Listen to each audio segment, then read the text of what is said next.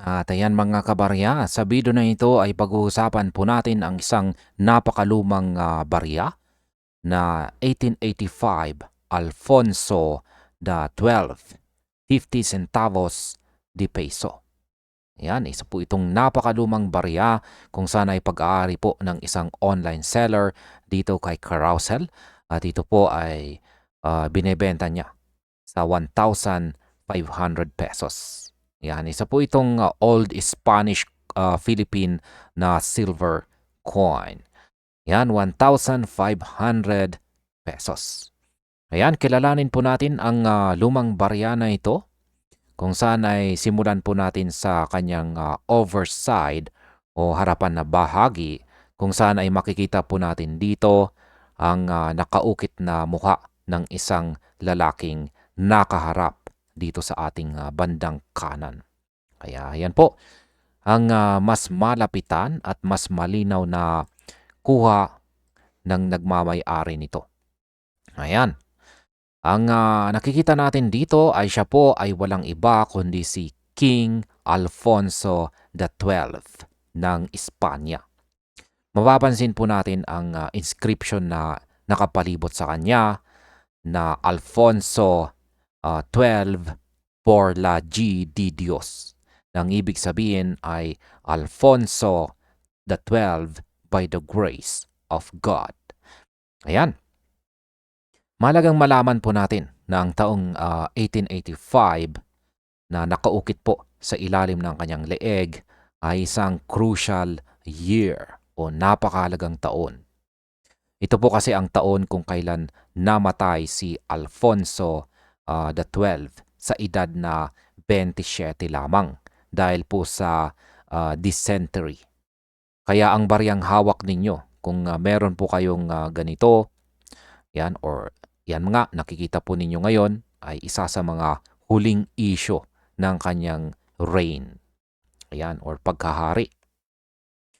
Sa panahong ding ito, ang Pilipinas ay nasa ilalim pa ng mahigpit na pamamahala ng Espanya. At ang currency na ito ang ginagamit ng ating mga ninuno sa kalakalan sa Maynila at sa buong arkipelago. Isipin ninyo na lang, maaring ang baryang ito ay nahawakan pa ng mga katiponyero o ng mga ilustrado noong ika-19 na siglo. Yan mga kabarya, dito naman po tayo, baliktarin natin at yan po ang disenyo na makikita naman natin sa naturang lumang barya na ito. Ito po ang kanyang reverse side o likurang bahagi. At ito ang paboritong parte ng mga kolektor, dahil sa intricate design ng Spanish coat of arms. Sa gitna ay makikita po natin ang isang crowned shield. Ang crown ay sumisimbolo po sa Spanish monarchy. Sa loob ng shield, makikita po ang mga simbolo ng Castile o ang Kastilyo at ang leon. Ayan. Kung saan ay mga makapangyarihang kaharian ng lumang Espanya. Sa pinakagitna naman ay may tatlong fleur-de-lis na simbolo naman ng House of Bourbon. Ang angkan, yan po ang angkan ni Alfonso the 12th. Sa magkabilang gilid po ng shield, mapapansin po natin ang dalawang pillars. Ito naman ang tinatawag na Pillars of Hercules. Kung titingnan po ninyo ng maigi, may scroll na nakapulupot dito na may nakasulat na plus ultra, na ang ibig sabihin ay further beyond. Ito ay original na motto ng Espanya na nagpapahiwatig ng kanilang expansion o colonization sa mga lupain sa ibayo ng dagat, kabilang na po ang ating bansang Pilipinas. Ngayon ay bakit nga ba tinatawag na Philippine issue kung galing naman ito sa Espanya? Ayan po ulit, bago natin sagutin ang katanungan na yan, ay binebenta po ito ng nagmamay-ari or seller sa halagang 1,500 pesos. Ayan, use once or twice, good as new ayon sa kanya. Yan. Ngayon, ito po ang madalas na misconception. Yan, kung babasahin po natin ang legend o nakasulat sa paligid ng Riverside, nakalagay po ang Rey Constable, yan, de España o Constitutional King of Spain. Pero kung tignan po natin ang denomination sa ilalim ay 50 CS de peso. Yan po ulit ang mas malinaw na larawan. Dito po nagkakaiba. Sa Espanya, ang pera nila noong panahong iyon ay tinatawag pong pesetas. Pero dito sa Pilipinas, ang standard currency natin ay peso.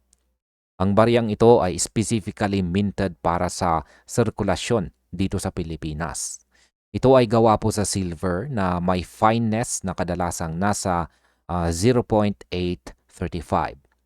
Kaya ang ganitong mga barya ay patunay ng economic reform na ginawa ng Espanya para i-standardize ang pera sa ating bansa at palitan ang mga Mexican dollars na karaniwang ginagamit noon.